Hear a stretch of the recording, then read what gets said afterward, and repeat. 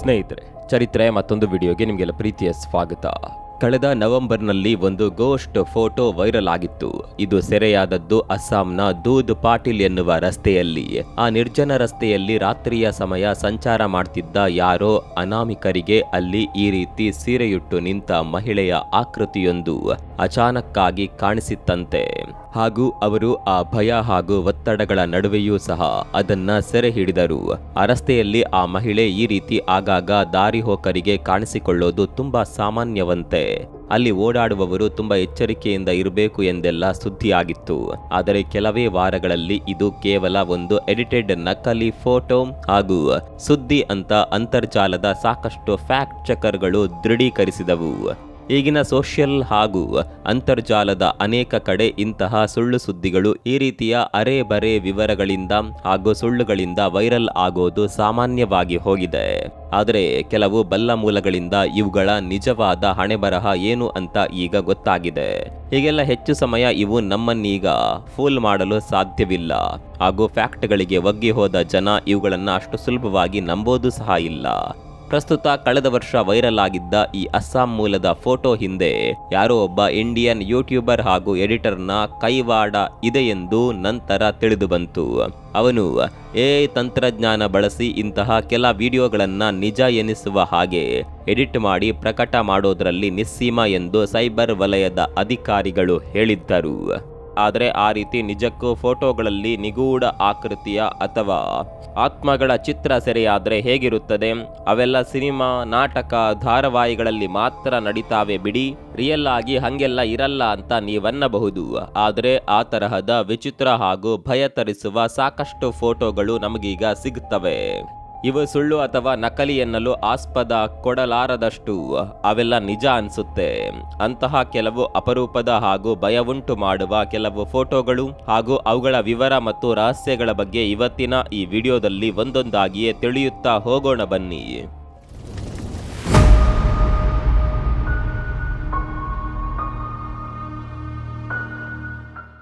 ಮೊದಲೇದಾಗಿ ನಾವು ಹೇಳಬಹುದಾದದ್ದು ಮಡೋನಾ of bachelors grove ಎಂದೇ ಹೆಸರಾದ ಈ ವಿಚಿತ್ರ ಕಪ್ಪು ಬಿಳುಪಿನ ಚಿತ್ರದ ಬಗ್ಗೆ. ಇದನ್ನ ಅಮೆರಿಕಾದ ಇಲಿನಾಯ್ಸ್ ಬಳಿ ಇರುವ ಖ್ಯಾತ ಬ್ಯಾಚುಲರ್ಸ್ ಸೆಮೆಟ್ರಿಯ ಬಳಿ ಸೆರೆ ಹಿಡಿದಿದ್ದು, ಚಿಕಾಗೋದ ರುಬಿಯೋ ವುಡ್ಸ್ ಫಾರೆಸ್ಟ್ ಬಳಿ ಇರುವ ಈ ಅನಾಥವಾದ ಸ್ಮಶಾನವು ಹಲವು ಭಯ ಉಂಟು ಮಾಡುವ ವೈಚಿತ್ರ್ಯಗಳಿಗೆ ಕುಖ್ಯಾತಿ ಪಡೆದಿದೆ. ಪ್ರಸ್ತುತ ಈ ಚಿತ್ರವನ್ನ 1991 ಆಗಸ್ಟ್ 10ರಂದು ಗೋಸ್ಟ್ ರಿಸರ್ಚ್ ಸೊಸೈಟಿ ಅವರು ಸೆರೆ ಹಿಡಿದ್ರು. GRS ಸದಸ್ಯರಲ್ಲೊಬ್ಬರಾದ ಮರಿಹಫ್ ಎಂಬುವವರು ತಮ್ಮ ಬಳಿ ಇದ್ದ high speed infrared black and white ಕ್ಯಾಮೆರಾದ ಮೂಲಕ ಆ ಸ್ಮಶಾನದ ಹಲವು ಸ್ಪಾಟ್ಗಳ ಚಿತ್ರ ಸೆರೆ ಹಿಡಿಯುವಾಗ ಸೆರೆಯಾದ ಈ ಚಿತ್ರವನ್ನ ತೊಳಸಿ ನೋಡಿದ ನಂತರ ಅವರೆಲ್ಲ ಚಕಿತರಾಗಿದ್ದರು. ಅಲ್ಲೊಂದು ಸ್ಮಶಾನದ ನಡುವೆ ಇದ್ದ ಗೋರಿ ಕಲ್ಲಿನ ಮೇಲೆ ಯಾರೋ ಒಬ್ಬಳು ಅಪರಿಚಿತ ಒಂಟಿ ಮಹಿಳೆಯು ತನ್ನ ಪಾಡಿಗೆ ತಾನು ಕುಳಿತಿದ್ದ ದೃಶ್ಯ ಅದರಲ್ಲಿ ಮೂಡಿತ್ತು. ಅವಳ ದೇಹದ ಕೆಲವು ಕಡೆ ಪಾರದರ್ಶಕವಾಗಿತ್ತು. ಫೋಟೋ ತೆಗೆಯುವಾಗ ಈಕೆ ಅವರ ಗಮನಕ್ಕೆ ಬಂದಿರಲಿಲ್ಲ ಹಾಗೂ ಯಾರಿಗೂ ಕಾಣಿಸಿರಲಿಲ್ಲ. ಆದರೆ ಫೋಟೋ ರೆಡಿಯಾದ ನಂತರ ಅದರಲ್ಲಿ ಅವಳ ಚಿತ್ರ ಮೂಡಿತ್ತು. ಆ ಸ್ಮಶಾನದ ಅಲ್ಲಲ್ಲಿ ಎಷ್ಟೋ ಸಲ ಯಾರೋ ಕಿರುಚಿದ ಸದ್ದುಗಳು ಕೇಳಿ ಬರೋದು, ರಾತ್ರಿಯ ಸಮಯ ಯಾವುದೋ ಅಪರಿಚಿತ ಬೆಳಕು ಹಾದು ಹೋಗುವುದು ಹಾಗೂ ಈ ತರಹದ ಮುಂತಾದ ವಿಚಿತ್ರಗಳು ವರದಿಯಾಗಿವೆ. ಪ್ರಸ್ತುತ ಅಲ್ಲಿ ಸೆರೆಯಾದ ಈ ಚಿತ್ರವೂ ಸಹ ನಿಗೂಢತೆಗಳಲ್ಲಿ ಒಂದು. ಎರಡನೆಯದ್ದು ಸಿಮೆಟ್ರಿ ಗೋಸ್ಟ್ ಬೇಬಿ ಎಂದೇ ಕರೆಯಲಾಗುವ ಈ ಫೋಟೋ ನೋಡಿ. ಇದರಲ್ಲಿ ಯಾವುದೋ ಸಮಾಧಿಯ ಮೇಲೆ ಸಣ್ಣ ಮಗುವಿನ ಅಸ್ಪಷ್ಟ ಫೋಟೋ ನಿಮಗೆ ಕಾಣಿಸುತ್ತೆ. ಈ ಚಿತ್ರ 1946-47ರಷ್ಟು ಹಳೆಯದು. ಆಸ್ಟ್ರೇಲಿಯಾದ ಕ್ವೀನ್ಸ್ಲ್ಯಾಂಡ್ನ ಒಂದು ಸ್ಮಶಾನದಲ್ಲಿ ಮಿಸಸ್ ಆಂಡ್ರೋಸ್ ಎಂಬುವವರು ಸೆರೆ ಹಿಡಿದ ಫೋಟೋ ಇದು. ಅವರ 17 ವರ್ಷದ ಮಗಳು ಜಾಯ್ಸ್ ಕಾರಣಾಂತರಗಳಿಂದ 1945ರಲ್ಲಿ ಸಣ್ಣ ವಯಸ್ಸಿಗೆ ನಿಧನಳಾಗಿದ್ದಳು. ಆಕೆಯ ಶವವನ್ನ ಇದೇ ಸ್ಮಶಾನದ ಒಂದು ಕಡೆ ಹೂಳಲಾಗಿತ್ತು. ಆಗಿನಿಂದ ದಿನವೂ ಸಹ ಆಕೆಯ ತಾಯಿ ಈ ಸ್ಮಶಾನಕ್ಕೆ ಬಂದು ಮಗಳ ಸಮಾಧಿಯ ಬಳಿ ಕುಳಿತು ಅದನ್ನ ಸ್ವಲ್ಪ ಹೊತ್ತು ವೀಕ್ಷಿಸಿ ಎದ್ದು ಹೋಗ್ತಿದ್ದರು. ಈ ರೀತಿ ಅವತ್ತು ಸಹ ಅಲ್ಲಿಗೆ ಬಂದು ನಿರ್ಭಾವದಿಂದ ಮಗಳ ಸಮಾಧಿಯ ಫೋಟೋ ಸೆರೆ ಹಿಡಿದಿದ್ದರು. ಆಗೆಲ್ಲ ಫೋಟೋ ರೀಲ್ಗಳನ್ನ ತೊಳೆದು ನೋಡಬೇಕಿತ್ತು. ಆಕೆ ತೆಗೆದ ರೀಲ್ ತೊಳೆದು ನೋಡಿದ ನಂತರ ಅದರಲ್ಲಿ ಮೂಡಿದ್ದ ಈ ಚಿತ್ರ ಕಂಡು ಸ್ವತಃ ಆಕೆಯೇ ನಂಬಲಾಗದೆ ಸೋಜಿಗ ಪಟ್ಟಿದ್ದರು. ಅದರಲ್ಲಿ ಅವರ ಮಗಳ ಸಮಾಧಿಯ ಮೇಲೆ ನಗುತ್ತಾ ಕುಳಿತ ಯಾವುದೋ ಪುಟ್ಟ ಮಗುವಿನ ಚಿತ್ರ ಅಸ್ಪಷ್ಟವಾಗಿ ಸೆರೆಯಾಗಿತ್ತು. ತಾನು ಈ ಫೋಟೋ ತೆಗೆದಾಗ ಅಲ್ಲಿ ಯಾರೂ ಸಹ ಇರಲೇ ಇಲ್ಲ ಹಾಗೂ ನನ್ನ ಕಣ್ಣಿಗೆ ಸಹ ಕಾಣಲಿಲ್ಲ. ಆದರೂ ಸಹ ಆ ಮಗುವಿನ ಚಿತ್ರ ಇದರಲ್ಲಿ ಹೇಗೆ ಮೂಡಿತೋ ನನ್ಗೆ ಗೊತ್ತಿಲ್ಲ ಅಂದಿದ್ರು. ಇದು ಅವರ ಮಗಳು ಸಣ್ಣ ವಯಸ್ಸಿನ ಮಗುವಾಗಿದ್ದಾಗ ಹೇಗಿತ್ತೋ ಹಾಗೆಯೇ ಕಾಣಿಸ್ತಿದೆ. ಆದರೆ ನನಗೆ ನಿಜಕ್ಕೂ ನನ್ನ ಮಗಳು ನನಗೆ ಆ ರೀತಿ ಅಲ್ಲಿ ಕಾಣಿಸಿದ್ದಾಳೆ ಅನ್ನಲು ನಂಬಲು ಆಗ್ತಾ ಇಲ್ಲ ಅಂತ ಅವರು ಹೇಳಿದ್ರು. ಹಾಗೆಲ್ಲ ಇವಾಗಿನ ಹಾಗೆ ಫೋಟೋ ಎಡಿಟ್ ತಂತ್ರಜ್ಞಾನ ಇಂಪ್ರೂವ್ ಆಗಿರಲಿಲ್ಲ. ಆ ಫೋಟೋದಲ್ಲಿ ಇರುವ ಮಗು ಆತ್ಮವಿಶ್ವಾಸದಿಂದ ಕ್ಯಾಮ್ರಾದ ಕಡೆಯೇ ಅರಳಿದ ಕಂಗಳಿಂದ ನೋಡ್ತಾ ಇದೆ. ಅಂದ್ರೆ ಅದು ಅವರ ಮಗಳದ್ದೇ ಆತ್ಮವಿರಬಹುದು ಅಥವಾ ಪಕ್ಕದಲ್ಲೆಲ್ಲೋ ಸಣ್ಣ ಮಗುವಿನ ಶವವನ್ನೇ ಯಾರಾದರೂ ಹೂತು ಹಾಕಿದ್ದಿರಬಹುದು. 1990ರ ಆಸ್ಟ್ರೇಲಿಯಾದ ಪ್ಯಾರಾನಾರ್ಮಲ್ ರಿಸರ್ಚರ್ ಆದ ಟೋನಿ ಹೀಲಿ ಎಂಬುವವರು ಈ ಫೋಟೋದ ಹಿಂದಿನ ನಿಗೂಢತೆಯನ್ನ ತನಿಖೆ ಮಾಡಲು ಮತ್ತೆ ಅದೇ ಸ್ಥಳಕ್ಕೆ ಭೇಟಿ ನೀಡಿದಾಗ ಅಲ್ಲಿ ಜಾಯ್ಸ್ಲಾ ಸಮಾಧಿಯ ಆಸುಪಾಸಿನಲ್ಲಿ 2 ಹೆಣ್ಣು ಶಿಶುಗಳ ಶವಗಳನ್ನ ಸಹ ಬಹಳ ಹಿಂದೆಯೇ ಹೂತು ಹಾಕಿದ್ದ ಬಗ್ಗೆ ಅವರಿಗೆ ತಿಳಿದು ಬರುತ್ತೆ. ಮೂರನೆಯದ್ದು ಬ್ಯಾಕ್ ಸೀಟ್ ಗೋಸ್ಟ್ ಎಂದೇ ಹೆಸರು ಪಡೆದ ಈ ವಿಚಿತ್ರ ಫೋಟೋ ಬಗ್ಗೆ ನಾವು ಹೇಳಬಹುದು. ಇದನ್ನ ಇಂಗ್ಲೆಂಡ್ನ ಇಪ್ಸ್ ವಿಶ್ ಬಳಿ ಇರುವ ಸಾಫೋಕ್ ಹತ್ತಿರದ ಸ್ಮಶಾನವೊಂದರ ಎಂಟ್ರೆನ್ಸ್ ನಲ್ಲಿ ಸೆರೆ ಹಿಡಿದಿದ್ದು 1959ರಲ್ಲಿ ಮಿಸೆಸ್ ಮ್ಯಾಬೆಲ್ ಚಿನೇರಿ ಎಂಬುವವರು ತಮ್ಮ ತಾಯಿಯ ಸಮಾಧಿಯಾಗಿದ್ದ ಸ್ಮಶಾನಕ್ಕೆ ಅವತ್ತು ಪರಿವಾರ ಸಮೇತ ಭೇಟಿ ನೀಡಿದ್ರು. ಸಮಾಧಿ ಹಾಗೂ ಅದರ ಸುತ್ತಲೂ ಕೆಲವು ಫೋಟೋ ಸೆರೆ ಹಿಡಿದ ಅವರು ವಾಪಸ್ ಬರುವಾಗ ಅಲ್ಲಿದ್ದ ಅವರ ಕಾರಲ್ಲಿ ಡ್ರೈವರ್ ಸೀಟಲ್ಲಿ ಅವರಿಗಾಗಿ ಕಾದುಕೊಳ್ತಿದ್ದ ಅವರ ಪತಿ ಮಿಸ್ಟರ್ ಚಿನರಿ ಅವರ ಫೋಟೋವನ್ನ ಯಾಕೋ ಸುಮ್ಮನೆ ಅನ್ನೋ ರೀತಿಯಲ್ಲಿ ಕ್ಲಿಕ್ ಮಾಡ್ತಾರೆ. ಕಾರಲ್ಲಿ ಅವರ ಗಂಡ ಒಬ್ಬರೇ ಇದ್ರು ಅಂತಾನೆ ಅವರು ಭಾವಿಸಿದ್ರು. ಆದರೆ ಅವರು ತೆಗೆದ ಈ ಫೋಟೋ ತನ್ನ ಡೆವಲಪ್ಮೆಂಟ್ ಮುಗಿದ ನಂತರ ಬೇರೆಯದ್ದೇ ಭಯಾನಕ ವಿವರಣೆ ಕೊಟ್ಟಿತ್ತು.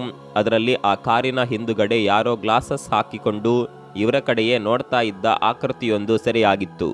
ಅವತ್ತು ಅವರೆಲ್ಲ ಅವರ ತಾಯಿಯ ಸಮಾಧಿ ವೀಕ್ಷಣೆಗೆಂದು ಹೋಗಿದ್ದರು. ಅದರಲ್ಲಿ ಅಚಾನಕ್ಕಾಗಿ ಕಾಣ್ತಿರೋದು ಅವರ ತಾಯಿಯ ಸ್ಪಿರಿಟ್ ಇರಬಹುದು ಅಂತ ಮ್ಯಾಬೆಲ್ ಅಭಿಪ್ರಾಯ ಪಡ್ತಾರೆ. ಈ ಫೋಟೋವನ್ನ ಆಗ ಯಾವುದೇ ರೀತಿಯಲ್ಲೂ ಎಡಿಟ್ ಮಾಡಲು ಸಾಧ್ಯವಿರಲಿಲ್ಲ. ಮುಂದೆ ಒಬ್ಬ ಫೋಟೋಗ್ರಾಫಿಕ್ ಎಕ್ಸ್ಪರ್ಟ್ ಒಬ್ಬರು ಇದನ್ನ ಪರಿಶೀಲಿಸಿ ಇದು ಡಬಲ್ ಎಕ್ಸ್ಪೋಜರ್ ಆಗಲಿ ಅಥವಾ ಯಾವುದೇ ನಕಲಿ ಆಕೃತಿಯ ಪ್ರತಿಬಿಂಬವಾಗಲಿ ಇದರಲ್ಲಿ ನಮಗರಿಯದ ಏನೋ ಒಂದು ನಿಗೂಢತೆ ಇದೆ ಎಂದು ಅವರೇ ಒಪ್ಪಿಕೊಂಡಿದ್ದರು. ನಾಲ್ಕನೆಯದ್ದು ದಿ ಬ್ರೌನ್ ಬೇಬಿ ಗೋಸ್ಟ್ ಎಂದೇ ಕುಖ್ಯಾತಿ ಪಡೆದ ಈ ಒಂದು ಫೋಟೋ ಬಗ್ಗೆ ನಾವು ಹೇಳಬಹುದು. ಈ ಫೋಟೋವನ್ನ 1936ರಲ್ಲಿ ಕ್ಯಾಪ್ಟನ್ ಪ್ರೊವಾಂಡ್ ಎಂಬ ಫೋಟೋಗ್ರಾಫರ್ ಒಬ್ಬ ಇಲ್ಲಿಯ ಕಂಟ್ರಿ ಲೈಫ್ ಮ್ಯಾಗಝೀನ್ ಅವರ ಆದೇಶದಂತೆ ಆ ರಾಯಲ್ ಹಾಲ್ನ ಕೆಲವು ಫೋಟೋ ಕವರ್ ಮಾಡುವಾಗ ಸೆರೆ ಹಿಡಿದ. ಇದು ಇರೋದು ಇಂಗ್ಲೆಂಡ್ನ ನಾರ್ಫೋಕ್ ಬಳಿ. 1936ರಲ್ಲಿ ಪ್ರೊವಾಂಡ್ ಆ ಭವನದ ಫೋಟೋ ಸೆರೆ ಹಿಡಿಯುವಾಗ ಅದರ ಸ್ಟೇರ್ ಕೇಸ್ನಲ್ಲಿ ಯಾವುದೋ ಒಂದು ಬಿಳಿ ಆಕೃತಿ ನಡೆದು ಹೋಗ್ತಾ ಇರುವ ಚಿತ್ರವೂ ಸಹ ಅಚಾನಕ್ಕಾಗಿ ಸೆರೆಯಾಗಿತ್ತು. ಕ್ರಿಸ್ತಶಕ 17ನೇ ಶತಮಾನದಲ್ಲಿ ಈ ಭವ್ಯ ಭವನದಲ್ಲಿ ವಾಸವಿದ್ದ ಲೇಡಿ ಡೋರೋತಿ ಎಂಬುವವರನ್ನ ಅವರ ಗಂಡನ ಮನೆಯಲ್ಲೇ ಕೂಡು ಹಾಕಿದ್ದ. ಆಕೆ ಬೇರೆ ಯಾರೊಂದಿಗೂ ಅಕ್ರಮ ಸಂಬಂಧ ಇರಿಸಿಕೊಂಡಿದ್ದಾಳೆ ಆರೋಪದಡಿ ಆಕೆಗೆ ಈ ಶಿಕ್ಷೆ ನೀಡಲಾಗಿತ್ತು. ಆಕೆ ಅಫೇರ್ ಇರಿಸಿಕೊಂಡಿದ್ದು ಎಷ್ಟರ ಮಟ್ಟಿಗೆ ನಿಜವೋ ಗೊತ್ತಿಲ್ಲ. ಆದರೆ ಇಲ್ಲಿ ಬಂದಿಯಾದ ನಂತರ ಆಕೆ ನಿಗೂಢ ಕಾರಣಗಳಿಂದಾಗಿ ಸಾವನ್ನಪ್ತಾಳೆ. ಆಗಿನಿಂದಲೂ ಸಹ ಆಕೆಯ ಆತ್ಮ ಅಲ್ಲಿ ಓಡಾಡ್ತಾ ಇದೆ ಅನ್ನೋದು ಸುದ್ದಿ. 1936ರಲ್ಲಿ ಸೆರೆಯಾದ ಆ ಬಿಳಿ ಬೆಳಕೆ ಆಕೆಯ ಆತ್ಮ ಎಂಬ ನಂಬಿಕೆ ಅಲ್ಲಿದೆ. 5ನೇಯದ್ದು spectre of Newby church ಎಂದೇ ಖ್ಯಾತಿ ಪಡೆದ ಈ ಒಂದು ಚಿತ್ರದ ಬಗ್ಗೆ ಹೇಳಬೇಕು.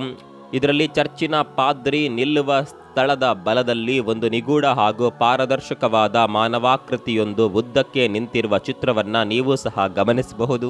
ಇದನ್ನ 1963ರಲ್ಲಿ ರೆವರೆಂಡ್ KF ಲಾರ್ಡ್ ಎಂಬುವವರು ಇಂಗ್ಲೆಂಡ್ನ ನಾರ್ತ್ ಯಾರ್ಕ್ ಶೈರ್ ಬಳಿ ಇರುವ ನ್ಯೂ ಬೈ ಚರ್ಚ್ನಲ್ಲಿ ಸೆರೆ ಹಿಡಿದಿದ್ದು. ಇದರಲ್ಲಿ ಮೂಡಿರುವ ಕರಿಗೌನ್ ಧರಿಸಿ ನಿಂತಂತಿರುವ ಆ ಅಪರಿಚಿತ ಆಕೃತಿ ಸೀದಾ ಕ್ಯಾಮೆರಾದ ಕಡೆಗೆ ದೃಷ್ಟಿ ಇಟ್ಟು ನೋಡುವಂತಿದೆ. ಬಹುಶಃ ಈ ಚಿತ್ರ ಸೆರೆ ಹಿಡಿಯುವಾಗ ಅದು ಅಲ್ಲೇ ಇತ್ತು ಅನ್ಸುತ್ತೆ. ಈ ಚರ್ಚ್ ಸ್ಥಾಪಿತವಾದದ್ದು 1870ರಲ್ಲಿ. ಆಗಿನಿಂದಲೂ ಇದರ ಒಳಗೆ ಯಾವುದೇ ಆತ್ಮಗಳ ಇರುವಿಕೆಯಾಗಲಿ ಅಥವಾ ಅವುಗಳು ಕಾಣಿಸಿರುವ ಬಗ್ಗೆ ದಾಖಲೆಗಳಾಗಲಿ ಕೇಳಿ ಬಂದಿಲ್ಲ. ಈ ಚಿತ್ರ ಮಾತ್ರ ಅದಕ್ಕೆ ಅಪವಾದದ ರೀತಿ ಇದೆ. ಅವರು ಫೋಟೋ ತೆಗೆಯುವಾಗ ಅವರ ಕಣ್ಣಿಗೆ ಅಲ್ಲಿ ಇಂತಹ ಯಾವುದೇ ಆಕೃತಿ ಕಾಣಿಸಿರಲಿಲ್ಲ. ಆದರೆ ಈ ಚಿತ್ರ ಡೆವಲಪ್ ಮಾಡಿದ ನಂತರ ಆ ಆಕೃತಿ ಚಿತ್ರದ ಬಲಭಾಗದಲ್ಲಿ ಅಸ್ಪಷ್ಟವಾಗಿ ಮೂಡಿದೆ. ಚರ್ಚ್ನಲ್ಲೂ ಸಹ ಆತ್ಮಗಳ ಪ್ರೆಸೆನ್ಸ್ ಇರುತ್ತಾ ಅನ್ನುವ ಅನುಮಾನಕ್ಕೆ ಈ ಫೋಟೋ ಎಡೆ ಮಾಡಿಕೊಟ್ಟಿದೆ. ಫೋಟೋ ತಜ್ಞರು ಇದು ಯಾವುದೇ ಬಗೆಯ ಡಬಲ್ ಎಕ್ಸ್ಪೋಜರ್ ಆಗಲಿ ಎಡಿಟಿಂಗ್ ಆಗಲಿ ಅಲ್ಲ ಅಂತ ದೃಢಪಡಿಸಿದ್ದಾರೆ. ಆರನೆಯದ್ದು ghost of a burning building ಎಂದು ಕುಖ್ಯಾತಿ ಪಡೆದ ಈ ಒಂದು ಫೋಟೋದ ಬಗ್ಗೆ ನಾವು ಹೇಳಬೇಕು. 1995ರ ನವೆಂಬರ್ 19ರಂದು ಇಂಗ್ಲೆಂಡ್ನ ಶ್ರೋಪ್ ಶೈರ್ ವೆಮ್ ಟೌನ್ ಹಾಲ್ನಲ್ಲಿದ್ದ ಒಂದು ಹಳೆಯ ಬಿಲ್ಡಿಂಗ್ಗೆ ಅಚಾನಕ್ ಆಗಿ ಬೆಂಕಿ ಹೊತ್ಕೊಂಡಿತ್ತು. ಆಗ ಆ ಬಂಗಲೆಯ ಪಕ್ಕದ ನಿವಾಸಿಯಾದ ಟೋನಿ ಎಂಬುವವರು ತಮ್ಮ ಬಳಿ ಇದ್ದ 200 mm ಟೆಲಿಫೋಟೋ ಲೆನ್ಸ್ನಿಂದ ಆ ಬಂಗಲೆಯ ಫೋಟೋ ಸೆರೆ ಹಿಡಿದ್ರು. ಅದನ್ನ ತೊಳಸಿದ ನಂತರ ಅದರ ಒಂದು ಫೋಟೋದಲ್ಲಿ ಹೊತ್ತಿ ಉರಿಯುತ್ತಿರುವ ಆ ಮನೆಯ ಬಾಲ್ಕನಿಯಲ್ಲಿ ಯಾರೋ ಬಾಲಕಿಯೊಬ್ಬಳು ನಿಂತ ಚಿತ್ರವು ಮೂಡಿತ್ತು. ಈ ಕಟ್ಟಡವನ್ನ 1905ರಲ್ಲಿ ಅದರ ಈಗಿನ ರಚನೆಯ ನಿರ್ಮಾಣ ಕಾರ್ಯ ಮುಗಿದಿತ್ತು. ಆದರೆ ಇದು ಇರುವ ಈ ನಗರಕ್ಕೆ ಶತಮಾನಗಳ ಚರಿತ್ರೆ ಇದೆ. ಕ್ರಿಸ್ತಶಕ 1677ರಲ್ಲಿ ಈ ವೆಮ್ ಏರಿಯಾ ಬೆಂಕಿಗೆ ಆಹುತಿಯಾಗಿತ್ತು. ಜೆನ್ ಎನ್ನುವ ಸಣ್ಣ ಬಾಲಕಿಯೊಬ್ಬಳು ತನಗೆ ಗೊತ್ತಿಲ್ಲದೆ ಇಲ್ಲಿಯ ಒಂದು ಮನೆಯ ರೂಫ್ಗೆ ಕ್ಯಾಂಡಲ್ನಿಂದ ಬೆಂಕಿ ತಗುಲಿಸಿದ್ರಿಂದ ಅದು ಸುತ್ತಲೂ ಹರಡಿ ಇಡೀ ಏರಿಯಾವನ್ನೇ ಬಲಿ ತೆಗೆದುಕೊಂಡಿತ್ತು. ಆ ಅಗ್ನಿ ದುರಂತದಲ್ಲಿ ಅನೇಕರ ಜೊತೆ ಆ ಹುಡುಗಿಯೂ ಸಹ ಸಾವನ್ನಪ್ಪಿದ್ದಳು. 1995ರಲ್ಲಿ ಸೆರೆಯಾದ ಈ ಚಿತ್ರದಲ್ಲಿ ಮೂಡಿರೋದು ಅದೇ ಹುಡುಗಿಯ ಆತ್ಮ ಅನ್ನೋದು ಅನೇಕರ ನಂಬಿಕೆ. ಹಾಗೂ ಆ ಏರಿಯಾದ ಅನೇಕ ಕಡೆ ತುಂಬಾ ಜನ ಸಾಕಷ್ಟು ಸಲ ಈ ಬಾಲಕಿಯನ್ನ ಕಂಡ ಬಗ್ಗೆ ಉದಾಹರಣೆಗಳಿದೆ. ಇಷ್ಟೆಲ್ಲ ವಿವರಣೆ ಇದ್ರೂ ಸಹ ಈ ಒಂದು ಫೋಟೋ ಇನ್ನೂ ಸಹ ಗೊಂದಲದಿಂದ ಕೂಡಿದೆ. 7ನೇಯದ್ದು ghost of the SS Watertown ship ಎಂದೇ ಹೆಸರಾದ ಈ ಒಂದು ನಿಗೂಢ ಫೋಟೋದ ಬಗ್ಗೆ ಹೇಳಬಹುದು. ಈ ಫೋಟೋ ಸೆರೆಯಾದದ್ದು 1924ರ ಡಿಸೆಂಬರ್ನಲ್ಲಿ. ಇಲ್ಲಿಯ ನ್ಯೂಯಾರ್ಕ್ನ SS ವಾಟರ್ ಟೌನ್ ಎನ್ನುವ ಒಂದು ಕಾರ್ಗೋ ಆಯಿಲ್ ಟ್ಯಾಂಕರ್ ಪನಾಮಾ ಕಾಲುವೆಯ ಕಡೆ ಸಾಗಿತ್ತು. ಈ ಟ್ಯಾಂಕ್ ಅನ್ನ ಕ್ಲೀನ್ ಮಾಡ್ತಾ ಇದ್ದ 2 ಕ್ರೂ ಮೆಂಬರ್ಸ್ ಅಲ್ಲಿ ಅಚಾನಕ್ ಆಗಿ ಲೀಕ್ ಆದ ಅನಿಲದಿಂದಾಗಿ ಉಸಿರುಗಟ್ಟಿ ಸಾವನ್ನಪ್ಪಿದ್ರು. ಇದಾಗಿಯೂ ಸಹ ಆ ಸಮುದ್ರದ ಅಲೆಗಳ ಮೇಲೆ ಮುಂದಿನ 10 ದಿನಗಳ ಕಾಲ ಮರಣಿಸಿದ ಆ 2 ಮುಖಾಕೃತಿಗಳ ಚಿತ್ರ ಅದರಲ್ಲಿದ್ದ ಇತರರಿಗೆ ಕೆಲವು ಸೆಕೆಂಡುಗಳ ಕಾಲ ನಿಶ್ಚಲವಾಗಿ ಗೋಚರವಾದವಂತೆ. ಆ ಆಕೃತಿಗಳನ್ನ ನೋಡಿದವರಲ್ಲಿ ಒಬ್ಬ ಸದಸ್ಯ ಕ್ಯಾಮರಾದಿಂದ ಸೆರೆ ಹಿಡಿದಾಗ ಮೂಡಿದ ಚಿತ್ರ ಇದು ಕ್ಯಾಮರಾ ಹಾಗೂ ನಂತರ ನಡೆದ ಕೆಲ ಎಡಿಟಿಂಗ್ಗಳ ಕೈಚಳಕ ಎನ್ನುವ ಆರೋಪಗಳಿದ್ರೂ ಸಹ ಈ ಫೋಟೋ ಹಲವು ನಿಗೂಢತೆಗಳನ್ನ ತನ್ನಲ್ಲಿಯೇ ಉಳಿಸಿಕೊಂಡಿದೆ. ಇಂತಹ ಇನ್ನೂ 100 ಫೋಟೋಗಳು ಹುಡುಕಿದ್ರೆ ನಮಗಿಲ್ಲಿ ಸಿಗ್ತಾವೆ. ಆತ್ಮಗಳ ಇರುವಿಕೆಯನ್ನ ವಿಜ್ಞಾನವು ಒಪ್ಪೋದೇ ಇಲ್ಲ. ಹೀಗಿರುವಾಗ ಅವು ಫೋಟೋಗಳಲ್ಲೂ ಸಹ ಕಾಣುತ್ತವೆಯೇ ಎನ್ನುವ ಅನುಮಾನಕ್ಕೆ ಈ ಉದಾಹರಣೆಗಳು ನಮ್ಮನ್ನ ನೂಕುತ್ತವೆ. ಇದಿಷ್ಟು ಸಹ ಈ ವಿಡಿಯೋದ ಮಾಹಿತಿ. ಇದರ ಬಗ್ಗೆ ನಿಮ್ಮ ಅನಿಸಿಕೆ ಏನು ಅನ್ನೋದನ್ನ ಕಾಮೆಂಟ್ ಮೂಲಕ ನಮಗೆ ತಿಳಿಸಿ. ಮತ್ತೊಂದು ವಿಡಿಯೋ ಸಿಗೋಣ. ಅಲ್ಲಿವರೆಗೂ ನಮಸ್ಕಾರ.